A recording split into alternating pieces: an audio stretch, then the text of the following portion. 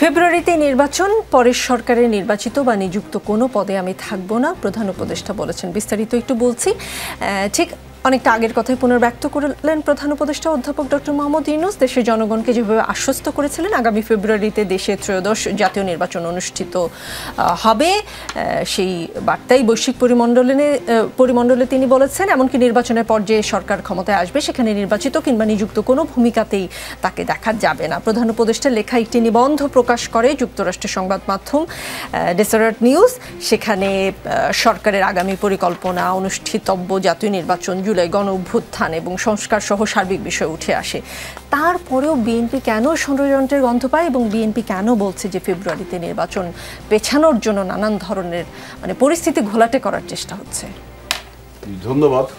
আমরা যেটা বলতে চাচ্ছি যে আমাদের যে গণ অভ্যুত্থানের আমরা যে ঐক্যবদ্ধ শক্তি ছিলাম আমরা সবাই, কিন্তু যখনই দেখলাম যে নির্বাচনের রোডম্যাপটা ঘোষণা করা হলো, তখন বিভিন্ন রাজনৈতিক দল একটা কখনো বলছে পিআর পদ্ধতি ছাড়া নির্বাচন হবে না, হতে দেওয়া হবে না, আবার বলছে যে গণপরিষদ নির্বাচন হবে, আবার কখনো বলছে গণভোট হবে।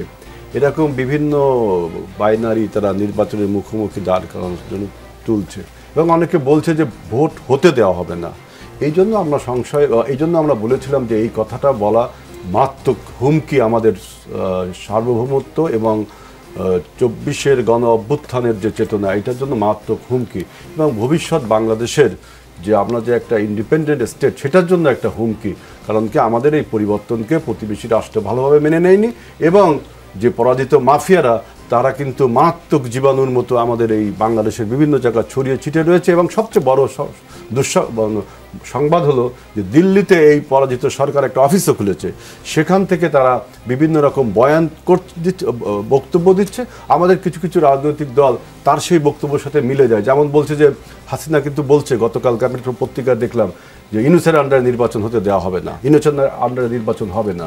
এখন যদি কোনো দল বলে যে ফেব্রুয়ারি মাসে নির্বাচন হবে না পিআর পদ্ধতি ছাড়া, তারপরে আপনার গণভোট, গণপদ্ধতি, এগুলো বললে কিন্তু তখন আমাদের সন্দেহ জাগে যে আপনাদের দুই পক্ষের বয়ান কি এক হয়ে যাচ্ছে কিনা, এই জন্য সংশয়।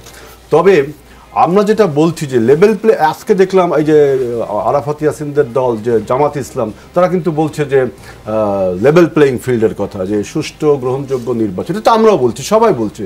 সুতরাং আমাদের আজকে আলোচনাগুলো হওয়া উচিত নির্বাচন হতেই হবে for the sake of the interest of the country and the democracy. কিন্তু নির্বাচনটা যাতে সুষ্ঠু গ্রহণযোগ্য হয়, হাসিনার মতো আমিরামিনারও নির্বাচন না হয়, হাসিনার মতো আপনার দিনের ভোট রাতে আরও যে সমস্ত ভোটারবিহীন, এইগুলো যেন না হয়।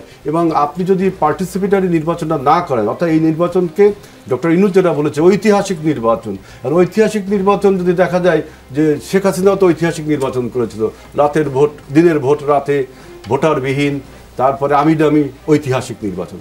আমরা চাচ্ছি সুষ্ঠু গ্রহণযোগ্য ঐতিহাসিক নির্বাচন।